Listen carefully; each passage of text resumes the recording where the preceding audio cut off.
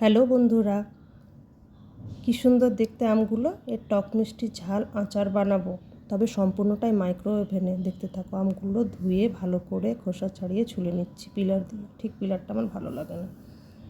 এবারে বড় বড় পিস করে কেটে নিলাম, দেখতেই পাচ্ছ। তারপরে দেখো ম্যাজিক, না ফুড প্রসেসারে করে নিলাম। গ্রেটার থাকলেও হ্যান্ড গ্রেটারেও হবে। এবারে দেখো কিছুটা মশলা আমি রেডি করে নিচ্ছি। যে এখানে আছে মেথি, কালো জিরে, মৌরি, জোয়ান, সাদা জিরে, ধনে, শুকনো লঙ্কা, একটুখানি গোলমরিচ, আর মিষ্টির জন্য রইল গুড়। এবার মশলাগুলো মাইক্রোওয়েভে 1 মিনিটের মতো করে নিচ্ছি। গরম, ময়েশ্চারটা চলে যাবে, সহজেই গুঁড়ো হয়ে যায়। এবারে আমগুলো একটু সঙ্গে গুড় ভেঙে ভেঙে মিশিয়ে দিলাম। এই সময় এখানে একটুকু নুন দিয়ে দেব, তাহলে ভালো করে আমগুলো সেদ্ধ হয়ে যাবে, গুড়টাও গলে যাবে, আর টেস্টটা ব্যালেন্স হয়ে যাবে। মিক্স করে দিচ্ছি ভালো করে। মাইক্রোওয়েভে ফুল টেম্পারেচারে মোটামুটি 11 মিনিটের মতন টাইম অন করে দিলাম।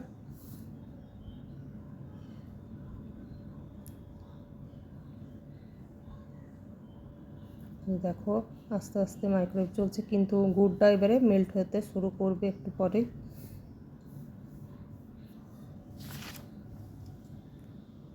যে মেল্ট হয়ে গেছে, আমি একটুখানি ভালো করে নেড়ে চেড়ে আবারও দিয়ে দিলাম টাইম।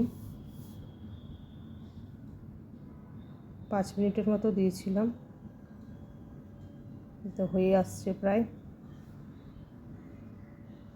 ফুটছে। তোমরা কি বুঝতে পারছো? আবার একটুখানি নেড়ে চেড়ে আবার দিয়ে দেবো, কিন্তু টাইমটা আমার ওইটাই আছে। 5 মিনিট যেটা ছিল সেটা থেকেই প্রথমে 11 মিনিট, তারপরে 5 মিনিটে যে হয়ে গেছে 5 মিনিট। দেখো একদম পুরো মেল্ট হয়ে গেছে। আমি বের করে দিয়েছি। একটু এই সময় সামান্য সরষের তেল, মোটামুটি 2 চামচের মতো দিলাম। আর যে গোটা মশলাটা গুঁড়ো করে রেখেছিলাম সেটা এই সময় দিয়ে দিচ্ছি। আর একটুখানি 1 চামচের মতো রেখে দিলাম পরে দেওয়ার জন্য। এবারে ভালো করে মশলাটা মিক্স করে দিচ্ছি। মশলাটা, তেল একে অপরের সঙ্গে সমস্ত কিছু এক হয়ে যায়, বন্ধুত্ব করে নেয় আমের সঙ্গে মশলাগুলো আর কি।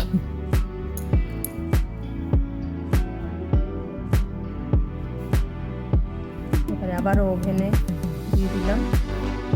ফুল টেম্পারেচারই দেবে এবারও। 9 মিনিটের মতো দিয়ে দিচ্ছি।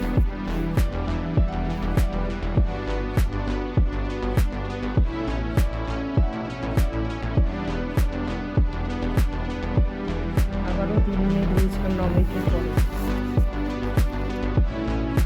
দেখছি কেমন ফুটছে, তোমরা কি দেখতে পাচ্ছ?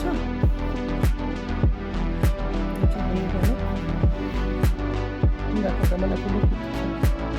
খুব ভালোভাবে কেয়ারফুলি নামিয়ে নিতে হবে। ভীষণ গরম, নামিয়ে দিয়েছি। ওই যে আজকে মশলাটা যেটা গুঁড়ো করে রেখেছিলাম ওটাও দিয়ে দিলাম। এবার ভালো করে মিক্স করে নিতে হবে।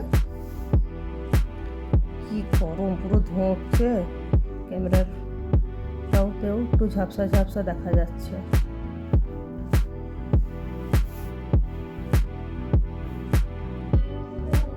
টেস্টি আচার রেডি। ঢেকে রাখলাম।